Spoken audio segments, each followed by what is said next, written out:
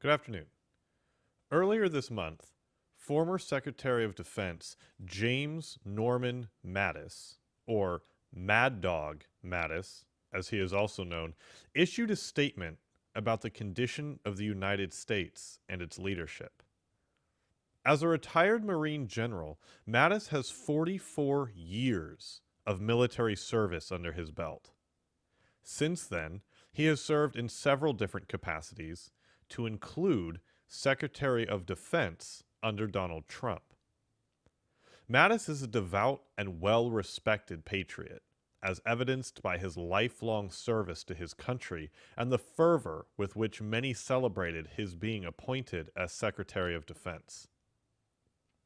Given his clear commitment to the red, white, and blue, I find his statement concerning, moving, passionate, motivating, heartbreaking, and sincere.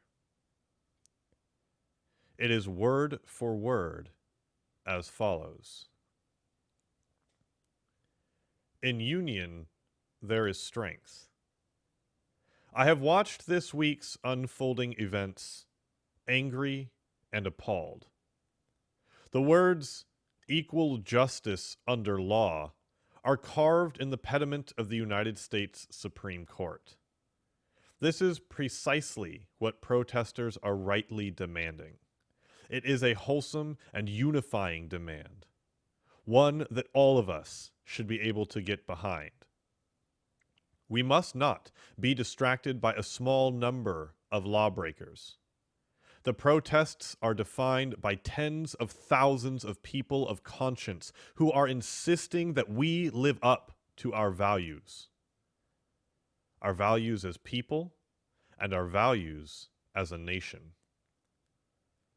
When I joined the military some 50 years ago, I swore an oath to support and defend the Constitution.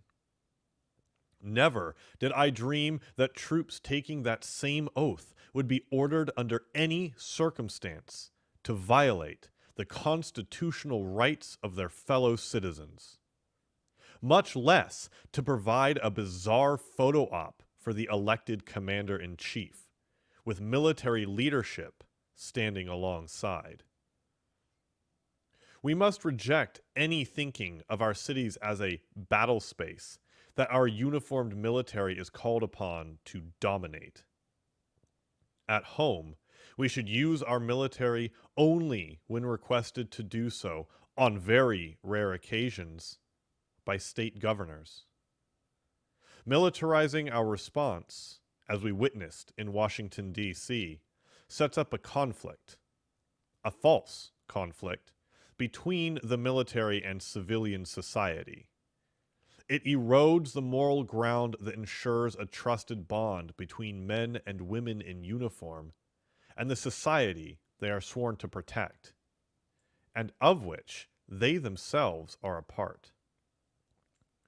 Keeping public order rests within civilian state and local leaders who best understand their communities and are answerable to them.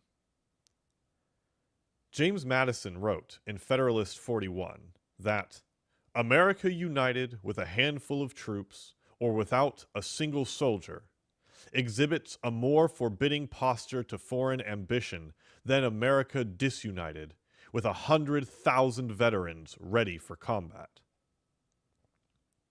We do not need to militarize our response to protests. We need to unite around a common purpose. And it starts by guaranteeing that all of us are equal before the law. Instructions given by the military departments to our troops before the Normandy invasion reminded soldiers that the Nazi slogan for destroying us was divide and conquer. Our American answer is, in union, there is strength. We must summon that unity to surmount this crisis, confident that we are better than our politics. Donald Trump is the first president in my lifetime who does not try to unite the American people, does not even pretend to try. Instead, he tries to divide us. We are witnessing the consequences of 3 years of this deliberate effort.